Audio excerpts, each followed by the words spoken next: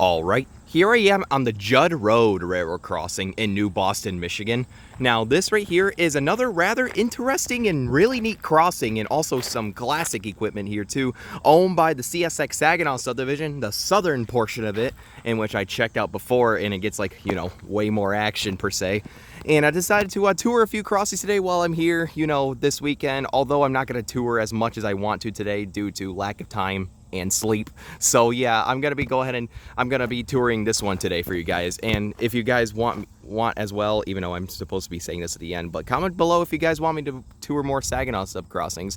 So this right here, it features some classic equipment and some rather neat history per se. So I guess with that said, I'll explain as I go on. So let's get to it.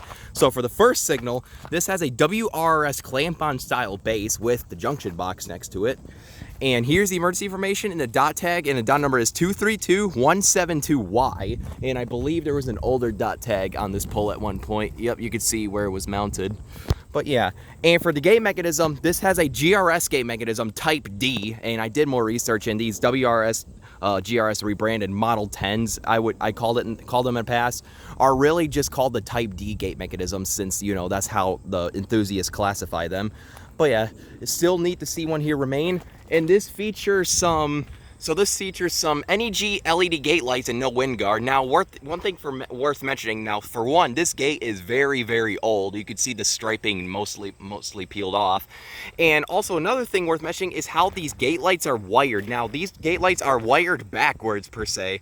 Now, all of these gate lights, so you know that the typical gate lights of the two bottom ones flash alternately while the other top one stays steady. Well, not this one. The top one flashes on and off while the two bottom ones at the same time flash on and off in unison. And this one and those two like flash, and then that one will flash like this. This one will, you know, flash alternately with these two in sync. I don't know if I pronounce that right, but you guys know it's wired really weirdly. But yeah, and for the lights on this one, this has two pairs of Satran 12 by 24 inch incandescent lights, all sitting on a Satran light bracket. This is a pretty original install, sometime in like 80s or 70s, I believe. Gave it a few fresh coat of paints too. But yeah, and for the bell on this one, this has a General Signals Type 1 electronic bell, which is very, very sick. Now, I got this crossing in action, and this GS Type 1 is very, very sick. Like, it's about to die. Now, I've been told by a few people that this bell actually died last year, sometime around there, but I got this crossing twice in action today, and apparently it's back to life. Like, it sounds all quiet, staticky, and scratchy, and it was like slightly lower pitched too. Yeah, it's a very, very sick bell. It's probably going to be replaced eventually. And as you can see, I have found another old dot tag. I guess they just removed the other one, but yeah, you can see that one, the old one, still remains with the same dot number. But yeah, that was the first signal right here. Pretty neat stuff per se. So now let's go ahead and go on to the second signal, which nothing is similar on this one, as you can see. So for the second signal, which is not similar to the first, this one has a WRS base.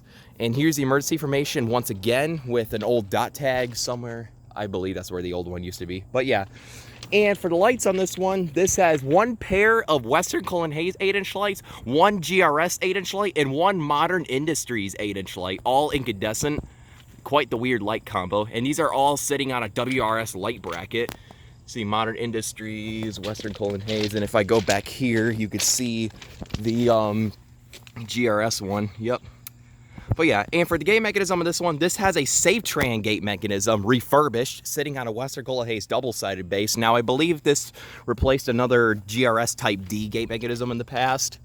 And this features some more NEG LED gate lights, no wind guard once again. Just sits on this tall mast.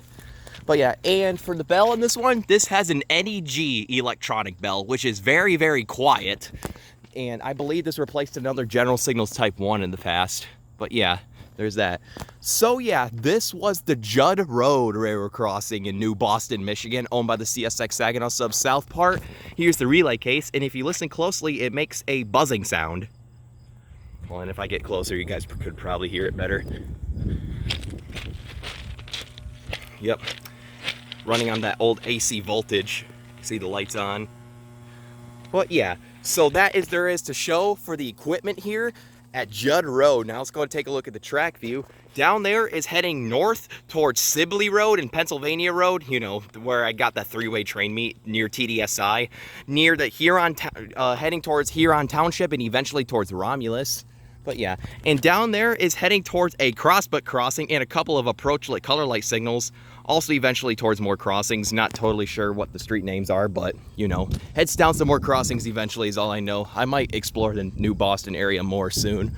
But yeah, I guess with all that said, this was the Judd Road Railroad Crossing in New Boston, Michigan. Pretty neat stuff, I have to say. I got this crossing twice in action today, and not gonna lie, it won't be my, you know, last time getting this in action. I might come back here. Like, nobody drives on this road. It's a wide open space to catch stuff. But yeah, I guess with all that said, over and out.